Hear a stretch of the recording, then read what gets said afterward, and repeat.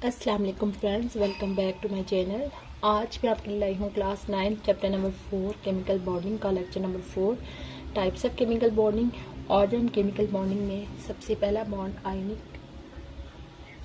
Ionic bond के बारे में देखेंगे।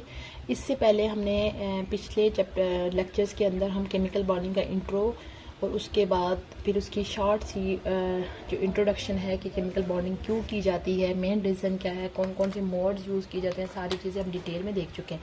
आज हम देखेंगे आयोनिक बॉन्ड। जैसे कि आप इसके नाम से देखते हैं ionic bond. Ionic bond mean ions का बॉन्ड। आइंस क्या होते हैं ये भी हम ऑलरेडी पिछले चैप्टर में हम देखा था कि आइंस दो तरह के होते हैं, एक होता है कैटाइन और दूसरा होता है एनाइन। तो यहाँ पे आप इसके नाम से ही आपको आइडिया हो जाना चाहिए कि ये बॉन्ड्स कौन सा है जहाँ पे कैटाइन और एनाइन आपस में मिलके क्या करते हैं, बॉन्ड्स बना रहे हैं। सबसे पहले हम इसकी डेफिनेशन देख लेते हैं, फिर इसको फर्दर एक्सप्लेन करेंगे। यानी कि ये बॉन्ड कैसे बनता है, form by complete transfer of electron from one atom to other atom. ठीक है, यानी एक एटम से दूसरे एटम तक कंप्लीट ट्रांसफ़र होता है तो हमारे पास ये बॉन्ड बनता है। ठीक है, अब इसमें आप देखें कि लिखा हुआ है कि from one atom to another atom, यानी कि वो एटम जो कि इलेक्ट्रॉन दूसरे को दे रहा होगा वो क्या बन जाएगा, कैटाइन, और वो एटम जो किसी दूसरे एलिमेंट से इलेक्ट्रॉन को ले रहा होगा वो क्या बन जाएगा, एनाइन। इस तरीके से हमारे पास एक कैटाइन होगा और दूसरा एनाइन आपस में मिलेंगे तो हमारे पास क्या बनेगा, बॉन्ड। यानी हमारे पास क्या क्या किन किन के कम्बिनेशन से बन रहा है, कैटाइन प्लस एनाइन। ठीक है, इसी वजह से दो आइंस के मिलने से हमारे पास ये बॉन्ड बनता है। इसी वजह से इस बॉन्ड को क्या बोलते हैं, आयोनिक बॉन्ड। ठीक है, उसके अलावा हम यहाँ पे आपने एक और फोर्स का नाम याद रखना है, इलेक्ट्रोस्टैटिक फोर्स। फिर यहाँ पे मैं पहले इस फोर्स के बारे में देख रही हूँ तो फिर यहाँ पे मैं एग्जाम्पल के थ्रू इस बॉन्ड को हम एक्सप्लेन करेंगे। ठीक है, इलेक्ट्रोस्टैटिक फोर्स क्या होती है, the force between positive and negative ion. The attractive force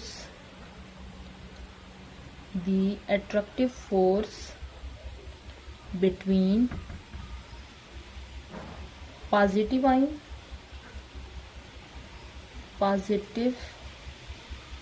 ion and negative ion. यानी हमारे पास जो एक पॉजिटिव आयन और नेगेटिव आयन बनता है उनकी जो आपस में अट्रैक्शन होती है उसको बोलते हैं इलेक्ट्रोस्टैटिक फोर्स। ठीक है, यानी कि बेसिकली ये जो आयोनिक बॉन्ड बनता है इसके अंदर कौन सी फोर्स इन्वॉल्व है, इलेक्ट्रोस्टैटिक फोर्स इन्वॉल्व है। ठीक है, अब इसके लिए मैं एक एग्जांपल ले लेती हूँ, उससे जो है ये आपको कंसेप्ट क्या होगा, क्लियर हो जाएगा। सपोज हमारे पास एक कंपाउंड है NaCl। ठीक है, NaCl कौन सा कंपाउंड है, ये जो हम अपने घर में नमक यूज़ करते हैं जिसको टेबल साल्ट बोला जाता है, और आम इसका जो केमिकल नाम है वो क्या है, सोडियम क्लोराइड। ठीक है, इसका क्या नाम है, सोडियम क्लोराइड। ये एक आयनिक कंपाउंड है और इसके अंदर आयनिक बॉन्ड बना हुआ होता है। ठीक है, सपोज हमारे पास सोडियम है और ये क्लोरीन है, इन दोनों के हम एटॉमिक नंबर लिखें। एटॉमिक नंबर इसका 11 है। ठीक है, और इसका जो एटॉमिक नंबर है वो क्या है, 17 है। ठीक है, अब अगर हम इसके इलेक्ट्रॉन्स को रखें, इसका जो पहला शेल होता है उसके अंदर 2 इलेक्ट्रॉन होते हैं के,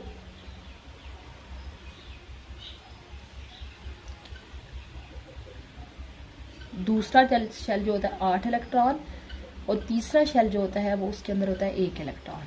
अब आप देखें इसके आउटर मोस्ट इसके शेल कितने हैं, 3 शेल हैं, क्योंकि ये पीरियड नंबर 3 से बिलोंग करता है। अब देखें 8 2 10 और 11, यानी कि 11 इलेक्ट्रॉन होंगे।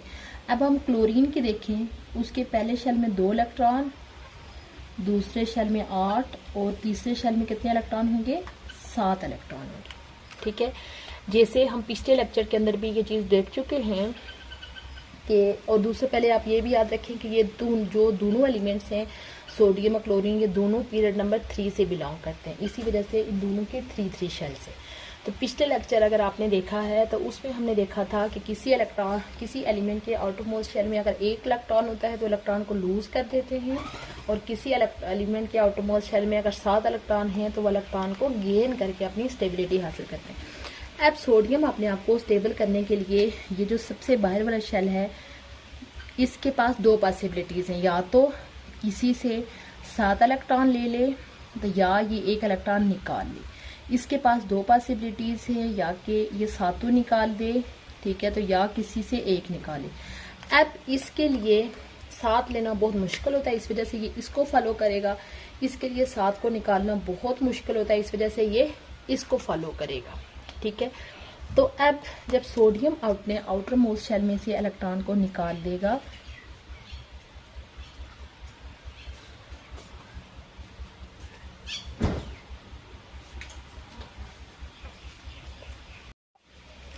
यानी 1 इलेक्ट्रॉन उसने निकाल दिया तो उसके ऊपर +1 चार्ज आ गया, ठीक है। कैसे +1 चार्ज आ गया कि अब आप देखें कि जब उसके ये +1 चार्ज क्यों आएगा, इसको भी हम देख लेते हैं कि सोडियम के पास उसका एटॉमिक नंबर 11 है।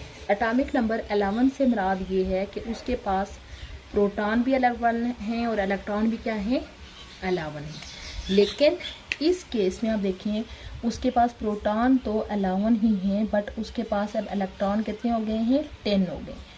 तो अब आप देखें प्रोटॉन उसके पास ज़्यादा हैं और इलेक्ट्रॉन उसके पास कम हैं, तो प्रोटॉन ज़्यादा होने की वजह से +11 है और -10 है, तो ये हमारे पास एज अ होल +1 चार्ज आ जाएगा, ठीक है। इसी तरह अगर हम क्लोरीन का केस देखें तो क्लोरीन जो है वो 1 इलेक्ट्रॉन किसी से यानी कि सपोज लेगा, तो लेने के बाद क्लोरीन के ऊपर चार्ज आ जाएगा -1। अब क्लोरीन का जो एटॉमिक नंबर ये है, उसका ये मतलब है उसके पास प्रोटॉन भी 17 है और इलेक्ट्रॉन भी क्या है, 17 है।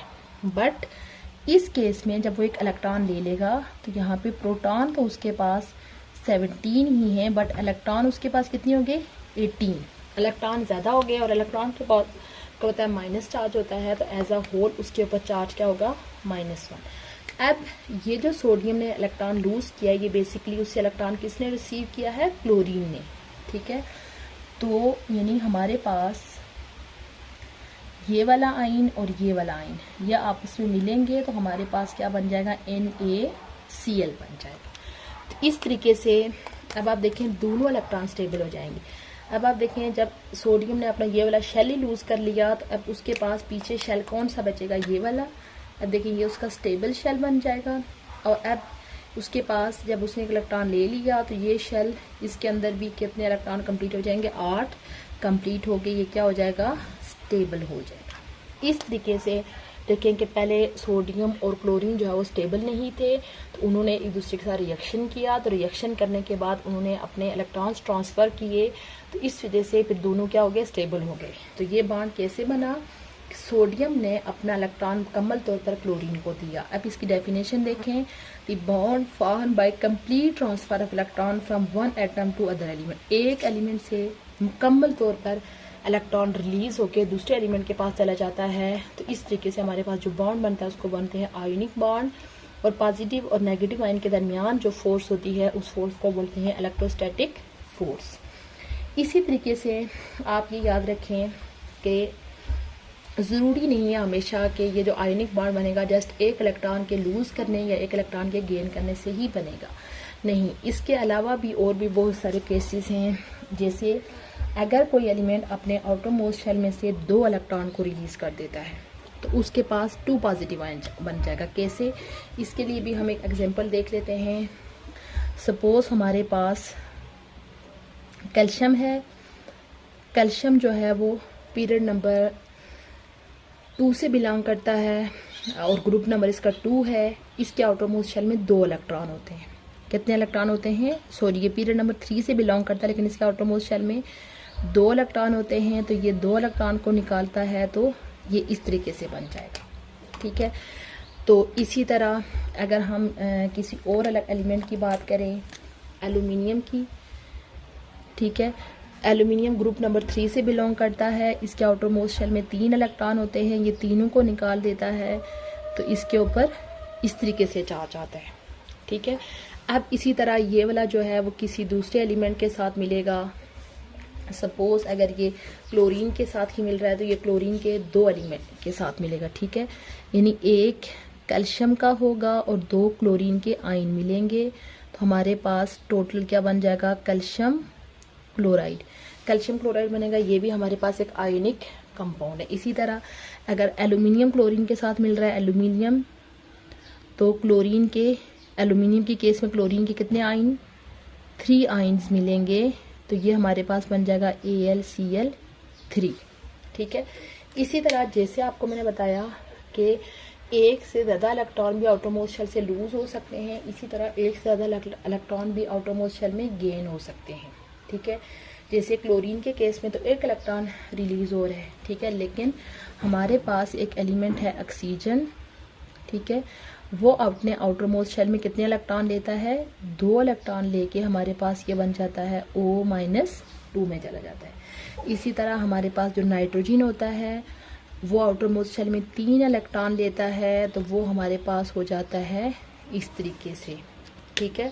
क्योंकि इसके आउटरमोस्ट शेल में 6 इलेक्ट्रॉन होते हैं, इसको मज़ीद 2 चाहिए होते हैं। इसके आउटरमोस्ट शेल में 5 इलेक्ट्रॉन होते हैं और इसको मज़ीद जो है वो 3 चाहिए होते हैं। क्योंकि ये सारे एलिमेंट्स ऐसे हैं जो कि किस रूल को फॉलो कर रहे हैं, ऑक्टेट रूल को फॉलो कर रहे हैं अपने आउटरमोस्ट शेल में 8 इलेक्ट्रॉन कंप्लीट करने के लिए। इसी तरह हम मैग्नीशियम क्लोराइड की जो है वो एग्जांपल डिस्कस कर लेते हैं कि मैग्नीशियम जो है वो किस तरीके से बॉन्ड बनाएगा। मैग्नीशियम जो है वो भी पीरियड नंबर 3 से बिलोंग करता है और उसके आउटरमोस्ट शेल में भी कितने इलेक्ट्रॉन होते हैं, 2 इलेक्ट्रॉन होते हैं, ठीक है। मैग्नीशियम जो होता है उसका एटॉमिक नंबर क्या होता है, 12 होता है, ठीक है। क्लोरीन का ऑलरेडी मैं डिस्कस कर चुकी हूँ कि क्लोरीन का जो एटॉमिक नंबर होता है वो कितना होता है, 17 होता है, ठीक है। मैग्नीशियम का अगर हम देखें कि मैग्नीशियम का जो पहला शेल है K, उसके अंदर 2 इलेक्ट्रॉन होते हैं, दूसरा शेल होता है L, उसके अंदर 8 इलेक्ट्रॉन होते हैं, जो तीसरा शेल होता है M, उसके अंदर 2 इलेक्ट्रॉन होते हैं। जबकि क्लोरीन का केस वही है, पहले शेल में 2 इलेक्ट्रॉन, दूसरे शेल में 8 और तीसरे शेल में 7, ठीक है। सेम इसकी तरीके से अगर हम देखें तो क्लोरीन इसके पास मैग्नीशियम के पास 2 पॉसिबिलिटीज़ हैं, या तो किसी दूसरे से 6 इलेक्ट्रॉन को ले ले या इन 2 इलेक्ट्रॉन को निकाल ले।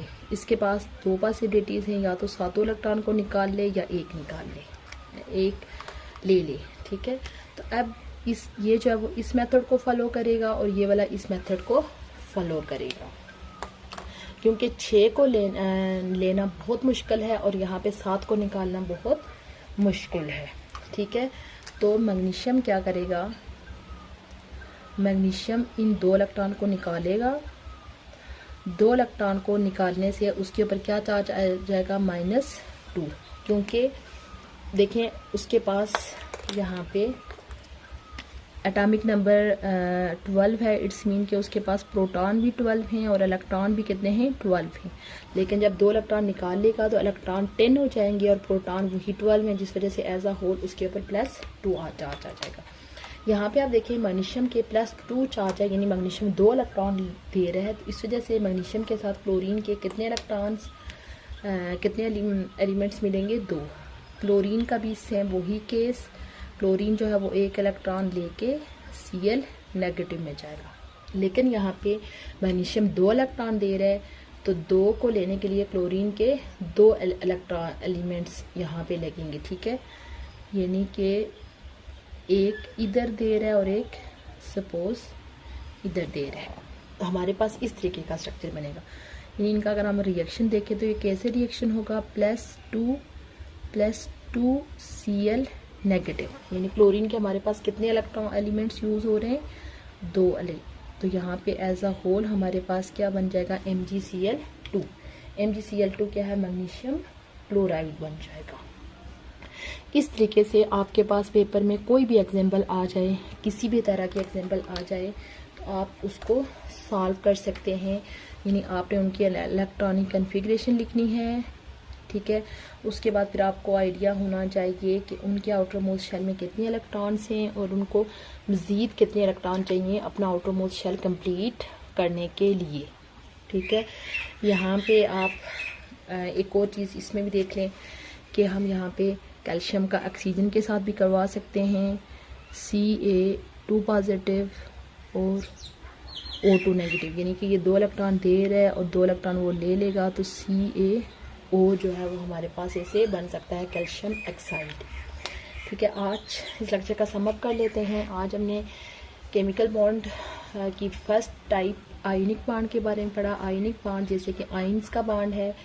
आइंस आपको पता 2 तरह के होते हैं, कैटाइन और एनाइन, मीनिंग कि ये एक ऐसा बॉन्ड है जो कि इलेक्ट्रॉन के कंप्लीट ट्रांसफ़र से बनता है, जो कि एक एटम से दूसरे इलेक्ट्रॉन को ट्रांसफ़र होता है। और 2 जो डिफरेंट आइंस है, कैटाइन और एनाइन, उनके दरमियान जो बॉन्डिंग फोर्स होती है, अट्रैक्टिव फोर्स, उसको बोलते हैं इलेक्ट्रोस्टैटिक फोर्स। फिर उसके लिए फिर हमने यहाँ पे काफ़ी सारे एग्जांपल डिस्कस की हैं, जिसमें NaCl है, मैग्नीशियम क्लोराइड है, कैल्शियम क्लोराइड है, एल्यूमिनियम क्लोराइड, कैल्शियम ऑक्साइड। तो उनकी इलेक्ट्रॉनिक कन्फिग्रेशन लिख के तो हमें आइडिया हो जाता है कि कौन से एलिमेंट को अपने आउटरमोस्ट शेल में इलेक्ट्रॉन को कंप्लीट करने के लिए क्या करना है, इलेक्ट्रॉन को लूज़ करना है या गेन करना है, और कितने इलेक्ट्रॉन लूज़ करने हैं या कितने इलेक्ट्रॉन गेन करने हैं। ये सारा आइडिया जो है वो हमें इलेक्ट्रॉनिक कन्फिग्रेशन करके हो जाता है। इसके लिए हमने डिफरेंट एग्जाम्पल को डिस्कस किया। उम्मीद करती हूँ आपको आज का लेक्चर अच्छा लगा होगा।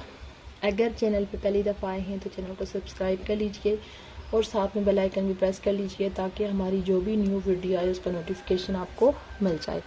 इंशाल्लाह बहुत जल्द मैं न्यू टॉपिक के साथ हाजिर होंगी। तब तक के लिए अल्लाह हाफिज़।